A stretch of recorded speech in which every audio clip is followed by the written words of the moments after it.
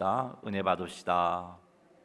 하나님의 은혜가 오늘 이 밤에도 우리 가운데 충만하게 되기를 주의 이름으로 축복합니다.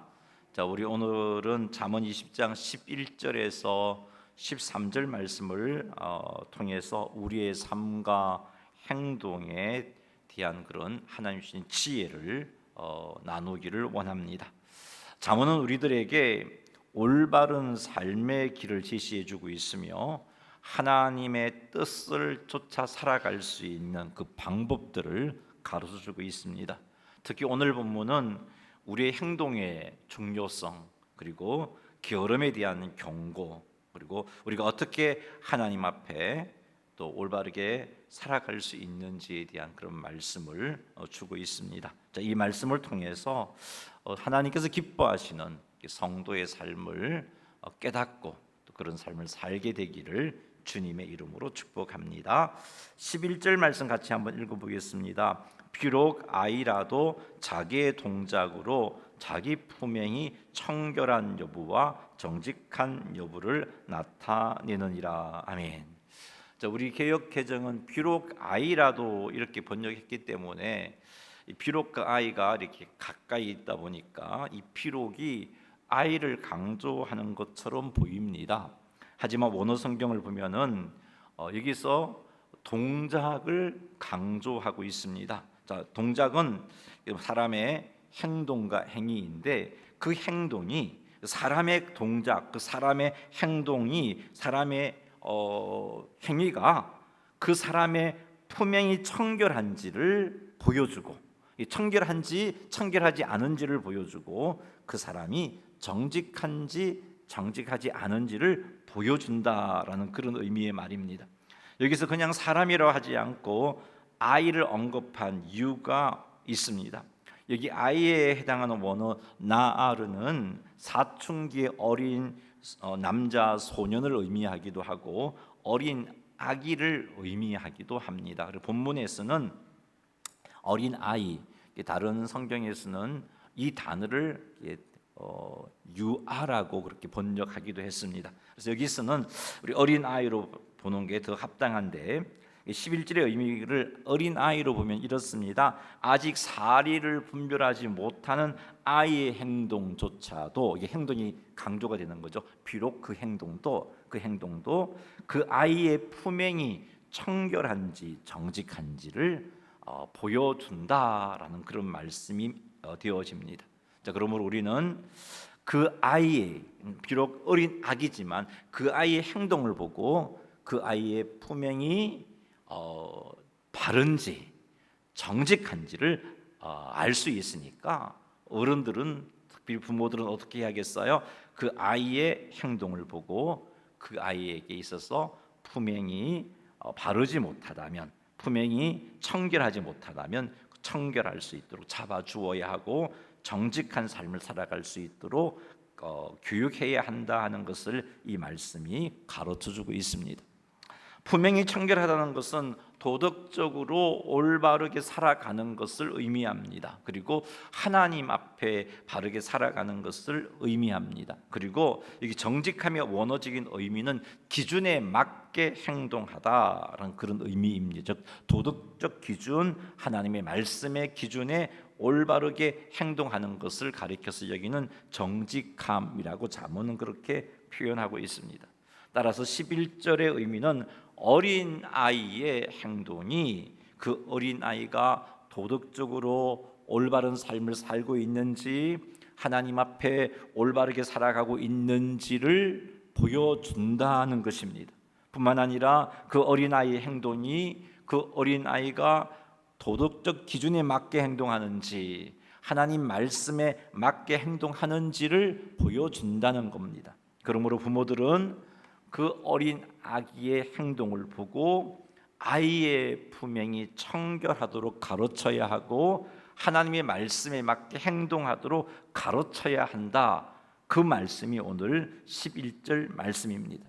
아직 어리기 때문에 잘 몰라서 그렇게 행동하는 것이야 하고 가볍게 넘어가서는 안 된다는 겁니다. 그 행동이 그 아이의 품행이 청결한지 정직한지를 보여준다 하신 말씀을 기억하고서 내 사랑하는 아이가 정말 아이의 행동을 볼 때 그 아이의 행동이 하나님 말씀에 순종하는 삶을 살고 있구나 하는 것을 안다면 더욱 격려하시고, 하나님 말씀에 바르게 살지 못하다는 것을 그 행동을 통해서 깨닫는다면 바르게 살아갈 수 있도록 양육해야 되는 게 부모의 책임입니다. 어리기 때문에 모르니까 좀 털이 들면 제대로 살겠지, 그렇게 내버려 두어서는 안 된다는 것입니다. 사랑하는 성도 여러분, 어찌 우리가 그 행동을 통해서 그 행동이 보여주는 삶의 내용들을 그냥 보고 아무런 조치도 취하지 않는 것은 하나님 앞에 올바른 자세가 아닌 겁니다. 그리고 여기 이 11절 말씀은 그 어린 아이지만 그 행동이 그 아이의 품행이 청결한지 정직한지를 보여준다는 이 말씀은 아이에게만 해당되는 게 아니고 모든 사람의 행동이 그 사람의 품행이 청결한지 정직한지를 보여준다는 말씀으로 확장시킬 수 있습니다.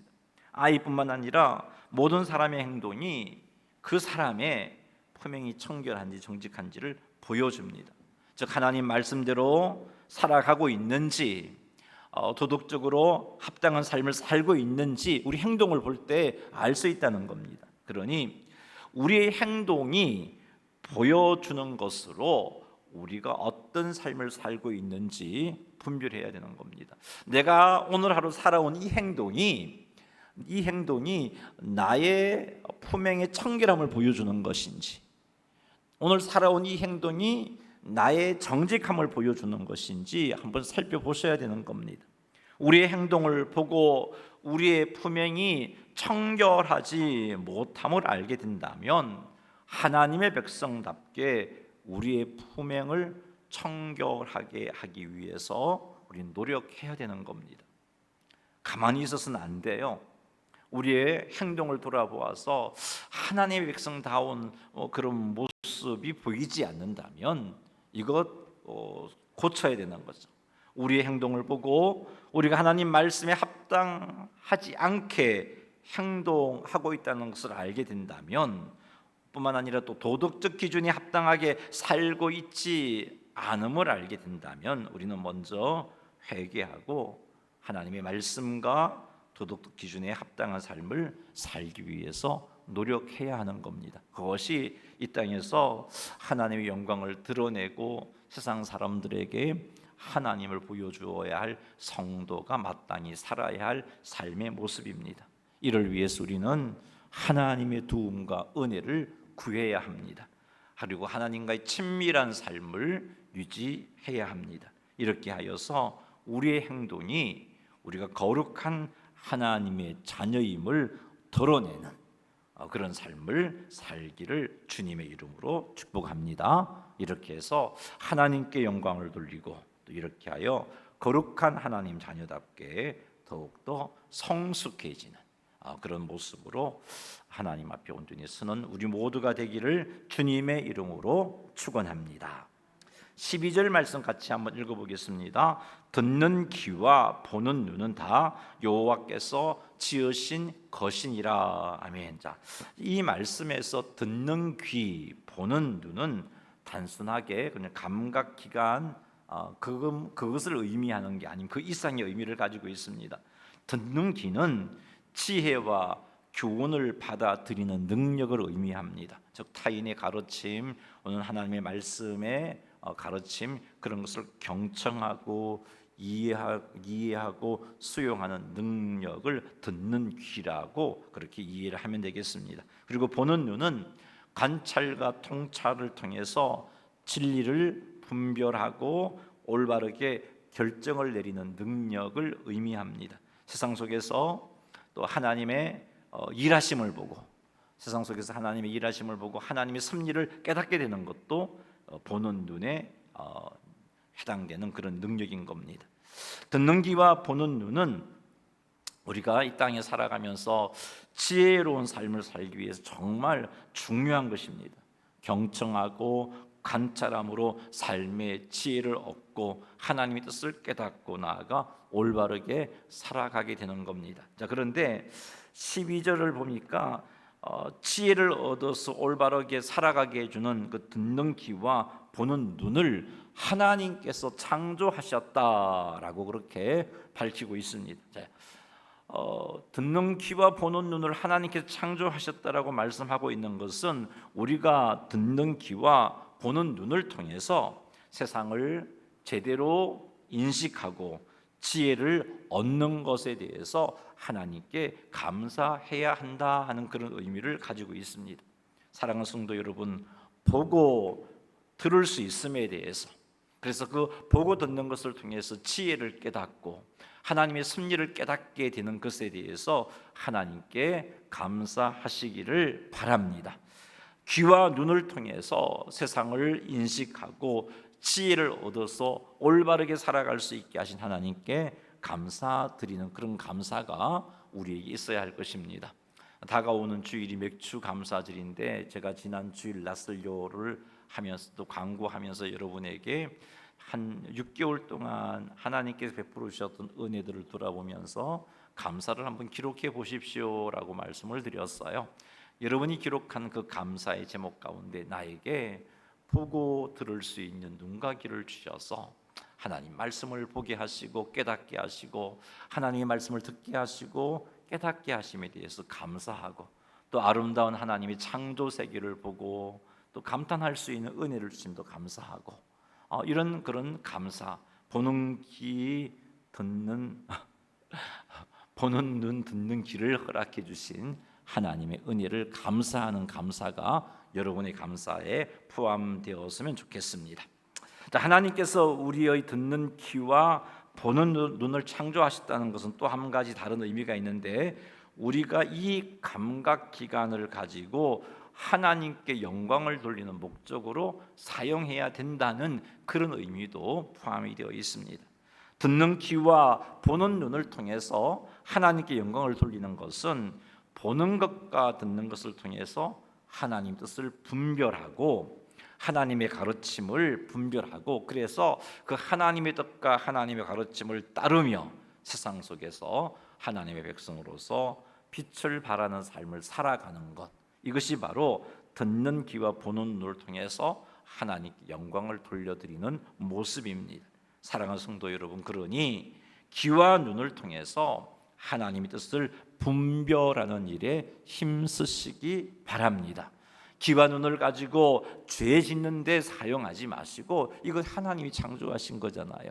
우리 이것을 가지고 열심히 하나님의 말씀을 듣고 열심히 하나님의 말씀을 읽고 묵상함으로 하나님 뜻을 분별을 해야 되겠습니다. 그리고 우리는 하나님 주신 이 능력을 가지고 이 땅에 일어나는 일들을 바라보면서 하나님의 섭리를 깨달아 알고 그리고 하나님의 지혜를 깨달아서 하나님께서 기뻐하시는 모습으로 살아가게 되는 그런 은혜와 복을 누리시는 성도님들이 다 되시기를 주님의 이름으로 축원합니다.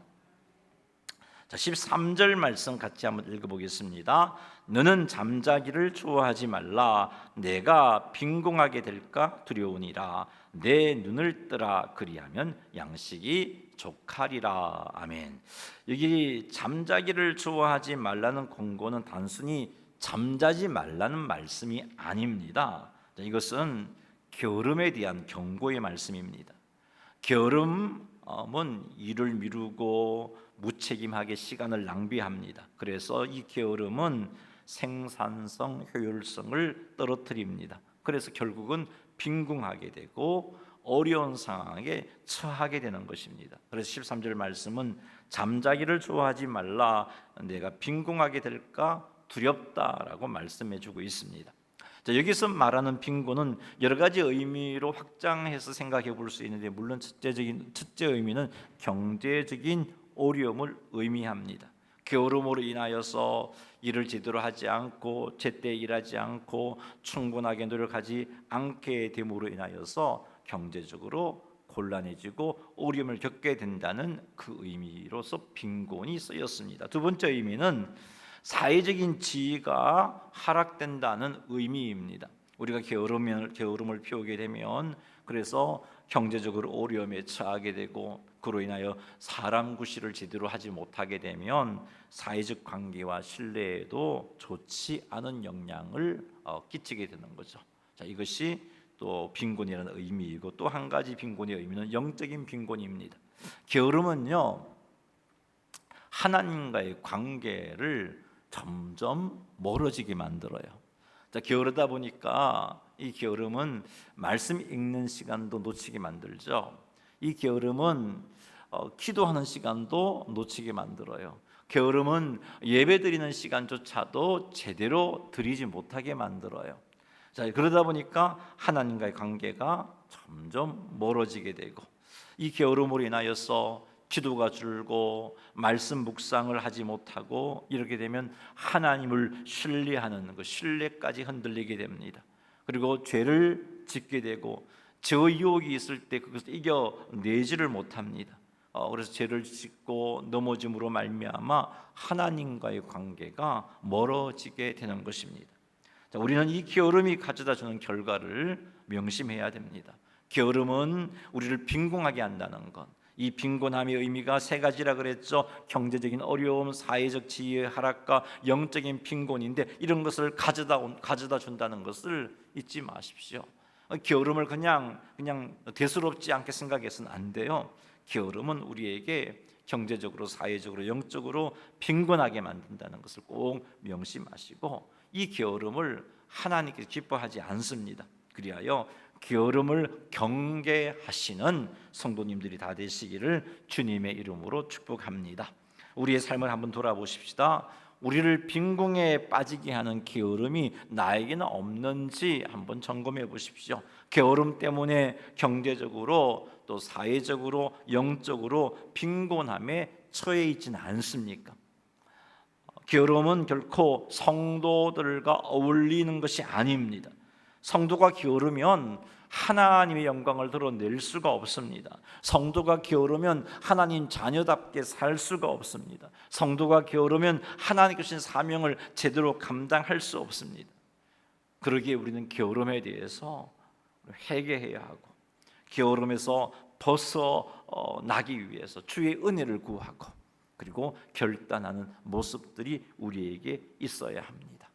혹 우리의 삶 가운데 게으름 때문에 경제적으로, 사회적으로, 영적으로 빈곤한 그런 어려움을 내가 겪고 있다면 사랑하는 성도 여러분, 게으름을 회개하고 게으름에서 벗어나기 위해서 은혜를 구하고 결단하여서 게으름을 털어버려 하나님 앞에 아름다운 모습으로 서시는 성도님들이 다 되시기를 주님의 이름으로 축원합니다.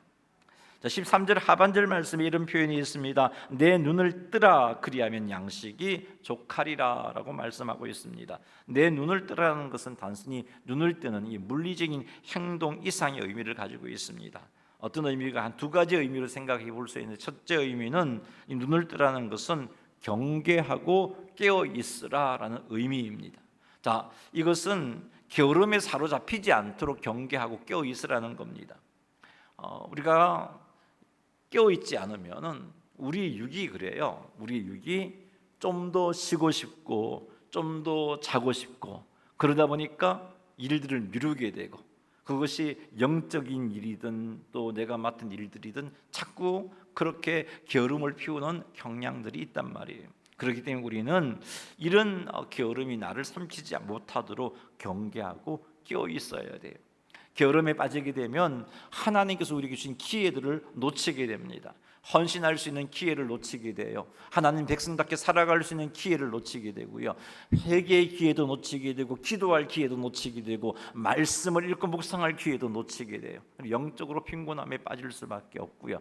또한 직장생활을 함에 있어서도 그 일들을 제대로 감당하지 못함으로 인하여서 경제적인 빈곤함에 빠질 수 있고 사회적인 빈곤함에 빠질 수 있어요. 그러니 경계하고 깨어 있으라 이런 의미로 내 눈을 뜨라는 말씀을 받으시기 바랍니다.